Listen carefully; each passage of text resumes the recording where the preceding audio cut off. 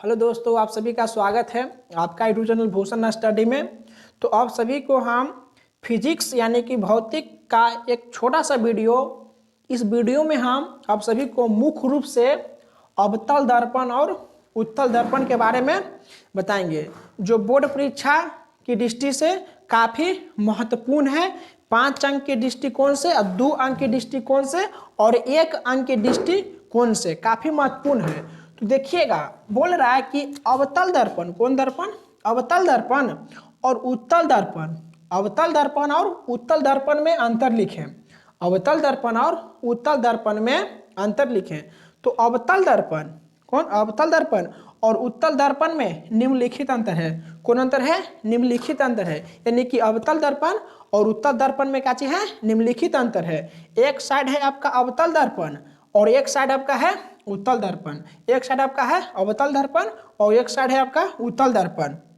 अवतल दर्पण वैसा दर्पण जिसका परिवर्तन सतह, वैसा दर्पण जिसका परिवर्तन सतह धंसा होता है उसे हम अवतल दर्पण कहते हैं। परिवर्तन सतह कहने का मतलब जो देखने वाला सतह होता है उसको परिवर्तन सतह कहते हैं। यानी कि वैसा दर्पण जिसका परिवर्तन सतह का चीज होता है, धंसा होता है, उसे हम अवतल दर्पण कहते हैं। उत्तल दर्पण वैसा दर्पण जिसका परिवर्तन सतह उभरा हो या उठा हुआ हो उससे हम बोलते हैं उत्तल दर्पण बोलते हैं। उसे हम कौन दर्पण बोलते हैं? उत्तल दर्पण बोलते हैं। अगला पॉइंट देखिएगा, अवतल दर्पण में इसकी फोकस दूरी यानी कि अवतल दर्पण की फोकस दूरी ऋणात्मक होती है। जो अवतल दर्पण है इसकी फोकस दूरी क्या होगा? ऋणात्मक होगा। क्या होगा? ऋणात्मक होगा। जबकि उत्तल दर्पण की फोकस दूरी यानी कि उत्तल दर्पण की फोकस दूरी क्या होगा? धनात्मक होगा। उत्तल दर्पण की फोकस दूरी कैसन होगा? धनात्मक होगा। और अवतल दर्पण की फोकस दूरी ऋणात्मक होगा। परीक्षा में पूछेगा, बताइए कि उत्तल दर्पण की फोकस दूरी कैसन होगा? उत्तल दर्पण की फोकस दूरी कैसन होगा? तो धनात्मक होगा। अवतल दर्पण की फोकस दूरी ऋणात्मक होगा। ठीक है ना? समझिएगा। अगला अवतल दर्पण में तीसरा पॉइंट देखिएगा, इस दर्पण में बड़ा और छोटा दोनों प्रतिबिंब बनाता है। यानी कि जो अवतल दर्पण है, अवतल दर्पण में बड़ा प्रतिबिंब और छोटा प्रतिबिंब दोनों बनाता है। कौन दर्पण? अवतल दर्पण में। अवतल दर्पण कैसा प्रतिबिंब बनाता है? तो बड़ा प्रतिबिंब भी बनाता है और छोटा प्रतिबिंब, यानी कि दोनों प्रतिबिंब बनाता है। कौन दर्पण? अवतल दर्पण।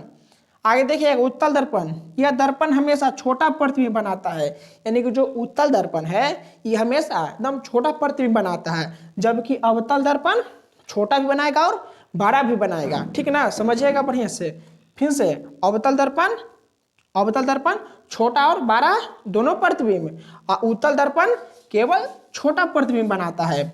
आगे देखिएगा, ठीक ना? आगे देखिएगा चौथा पॉइंट में, इस दर्पण में सीधा और उल्टा दोनों प्रतिबिंब बनता है। यानी कि अवतल दर्पण में दोनों प्रतिबिंब बनता है, सीधा भी बनेगा और उल्टा भी बनेगा। यानी कि उत्तल दर्पण में सीधा भी प्रतिबिंब बनेगा और उल्टा भी प्रतिबिंब बनेगा। उत्तल दर्पण में इसमें केवल सीधा प्रतिबिंब बनता है। कैसन? केवल सीधा प्रतिबिंब बनता है। आगे फिर से देखिएगा चौथा पॉइंट, इस दर्पण में सीधा और उल्टा दोनों प्रतिबिंब बनता है, जिसे वास्तविक प्रतिबिंब कहते हैं। जिसे कौन प्रतिबिंब? वास्तविक प्रतिबिंब कहते हैं। इसमें चौथा पॉइंट देखिएगा फिर से, इस दर्पण में सीधा प्रतिबिंब बनता है। कौन प्रतिबिंब? सीधा प्रतिबिंब बनता है, जिसे काल्पनिक प्रतिबिंब कहा जाता है। एक बार इसको शॉर्ट में देखिए कि अवतल दर्पण और उत्तल दर्पण में अंतर। तो अवतल दर्पण उत्तल दर्पण में निम्नलिखित अंतर, एक साइड अवतल दर्पण एक साइड उत्तल दर्पण है। इसका परिवर्तन सतह धंसा होता है। किसका? अवतल दर्पण का। इसका परिवर्तन सतह उठा होता है। इसकी फोकस दूरी ऋणात्मक होती है। किस दर्पण की? अवतल दर्पण की। एक फोकस दूरी धनात्मक होती है। आगे, यह बड़ा और छोटा दोनों प्रतिबिंब बनाता है, यह केवल छोटा प्रतिबिंब बनाता है। कौन? उत्तल दर्पण। आगे देखिएगा, इस दर्पण में सीधा और उल्टा दोनों प्रतिबिंब बनता है, जिसे वास्तविक कहते हैं। और इस दर्पण में सीधा प्रतिबिंब बनता है, जिसे काल्पनिक प्रतिबिंब या प्रतिबिंब कहा जाता है। तो अब सभी इसको आप एक बार स्क्रीनशॉट ले लीजिए आप सभी हमारे यूट्यूब चैनल भूषण स्टडी को लाइक करिएगा, सब्सक्राइब करिएगा। धन्यवाद आप सभी को।